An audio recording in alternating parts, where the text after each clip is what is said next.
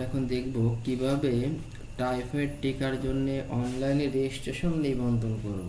প্রথমে আমরা যে কোনো একটা ব্রাউজার ওপেন করব, সেখানে লিখব ভ্যাক্স ইপিআই লিখে এখানে আমরা লগ ইন করবো। লগ ইন করার পরে আমরা প্রথমে এখানে নিবন্ধন করব। প্রথমে নিবন্ধন করতে হলে যে কোনো শিশুর একটি ডিজিটাল জন্ম নিবন্ধন লাগবে এবং তখন আমরা এখানে নিবন্ধনে ক্লিক করব। এখানে দেখুন কয়েকটা টিকার নাম আসছে, আমরা এখানে টাইফয়েড টিকার জন্য নিবন্ধনে চাপ দেব। এখানে দেখেন টাইফয়েড ভ্যাকসিনের জন্য নিবন্ধন করুন। এখানে তার জন্ম তারিখ লিখব 20/12/2018।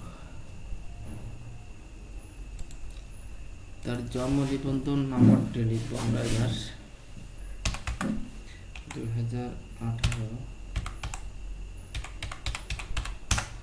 35/21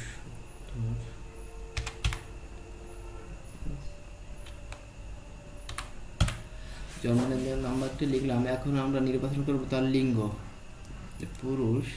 এবার আমরা এই ক্যাপচার কোডটি এখানে লিখব।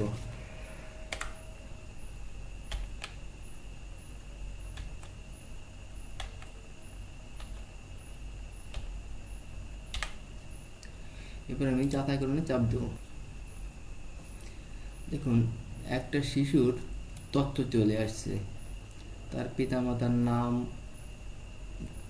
এবার আমরা নিবন্ধন করব যে ব্যক্তিটি, তার মোবাইল নাম্বার এখানে লিখব। মোবাইল নাম্বার লিখবো, ইমেল থাকলে ইমেল লিখবো, পাসওয়ার্ড থাকলে পাসওয়ার্ড নাম্বার দেওয়া যায়। এবার আমি নির্বাচন করব তার বিভাগ। তার বিভাগটি হচ্ছে ঢাকা। এবার নির্বাচন করব জেলা, এবার উপজেলা, গোপালগঞ্জ সদর। এবার পৌরসভা, যদি পৌরসভা হয় তাহলে আমরা গোপালগঞ্জ পৌরসভা দেবো, কিন্তু আমি যেটা নিবন্ধন করতেছি এটা হচ্ছে পৌরসভার বাইরে, নো পৌরসভা দেব। এখন আমি নির্বাচন করব ইউনিয়ন। এখন এখানে আমি যার নিবন্ধন করতেছি সে হলো দুর্গাপুর ইউনিয়নের বাসিন্দা।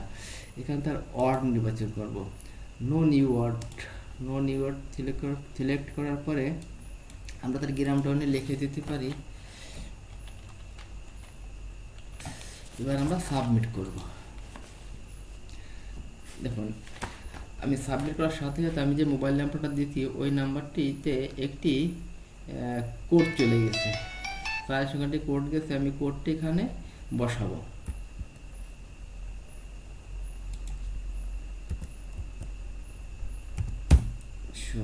এবার আমি সাবমিট করব।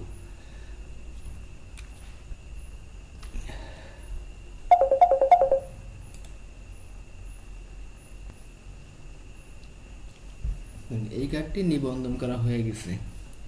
এখন আমি নিবন্ধন করা হয়েছে, এখানে আমি এবার আমরা টাইফয়েডের জন্য আমরা নিবন্ধন করব। দেখুন আমরা টাইফয়েডের ড্যাশবোর্ডে টাইফয়েডে চাপ দেওয়ার পর এখানে লেখা আছে টিকাদান প্রোগ্রাম টাইফয়েড নিবন্ধন করুন। এই নিবন্ধনে আমি চাপ দিব।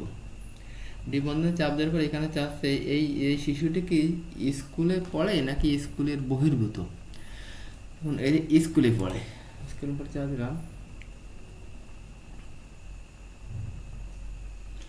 দেখুন এবার আমি এই যে শিশুটির টাইফয়েড টিকার জন্য নিবন্ধন করছি তার বিভাগ নির্বাচন করব।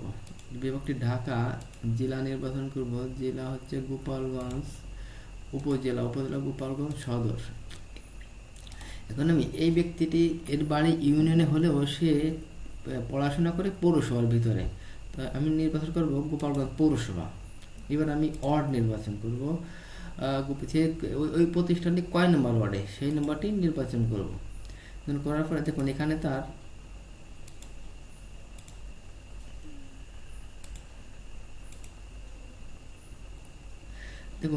ওয়ার্ড নির্বাচন করলাম পৌরসভার ওয়ার্ড নাম্বার 3, অর্থাৎ সে পড়েছে শাবাব রহমতুল্লাহ আলাহি ইসলামিক একাডেমিতে। এখানে আমি তার প্রতিষ্ঠানটি নির্বাচন করলাম।